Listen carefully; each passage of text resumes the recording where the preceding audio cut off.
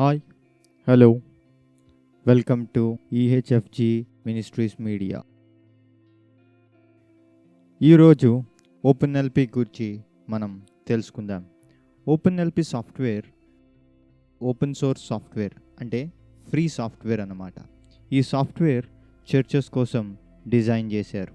ఈ software cross ప్లాట్ఫామ్స్కి support చేస్తుంది.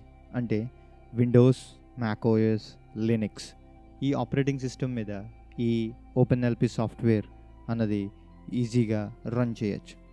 ఈ ఓపెన్ఎల్పి సాఫ్ట్వేర్లో మనం చూసినట్లయితే మనకి సాంగ్స్ డిస్ప్లే చేయొచ్చు, బైబిల్ వర్స్ డిస్ప్లే చేయొచ్చు, ప్రజెంటేషన్స్ అంటే పీపీటీస్ మనం డిస్ప్లే చేయొచ్చు, ఇమేజెస్ అండ్ ఇంకా చాలా మనం కస్టమ్ టైటిల్స్ దీంట్లో మనం ప్రజెంటేషన్ చేయొచ్చు. ఇంకా దీంట్లో మనం రిమోట్గా కూడా మనం ఈ ఓపెన్ఎల్పి సాఫ్ట్వేర్ని మనం కంట్రోల్ చేయొచ్చు.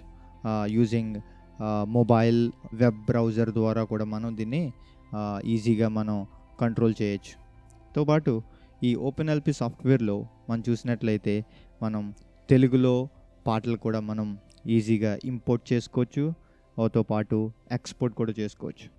అవన్నీ త్వరలో మనం ఓపెన్ఎల్పి సాఫ్ట్వేర్లో మనం చూడబోతున్నాం. వన్స్ మనం ఓపెన్ఎల్పి సాఫ్ట్వేర్ని మనం ఇన్స్టాల్ చేసిన తర్వాత మనకి ఓవర్వ్యూ ఈ రీతిగా ఉంటుంది. ఓపెన్ఎల్పిలో మనం చూసినట్లయితే ఈ ఈ ఈ సైడ్ని మనం చూసినట్లయితే సాంగ్స్ అనే ఒక ట్యాబ్ కనబడుతుంది, బైబిల్ అనే ట్యాబ్ కనబడుతుంది, ప్రజెంటేషన్ అనే ట్యాబ్ కనబడుతుంది. ఇవి images, media and custom slides. ఇవన్నీ దీంట్లో మనం ప్రతిదీ మనం డిజైన్ చేసుకోవాలి. స్టార్టింగ్లో డిజైన్ చేసుకున్న తర్వాత మనం దీన్ని అంతటికి ఈ సర్వీస్లోకి మనం తీసుకురావాల్సి ఉంటుంది. ఎప్పుడైతే మనం ఈ సర్వీస్లోకి తీసుకొచ్చిన తర్వాతనే మనం ఈ ఓపెన్ఎల్పి సాఫ్ట్వేర్ని మనం యూజ్ చేయగలుగుతాం.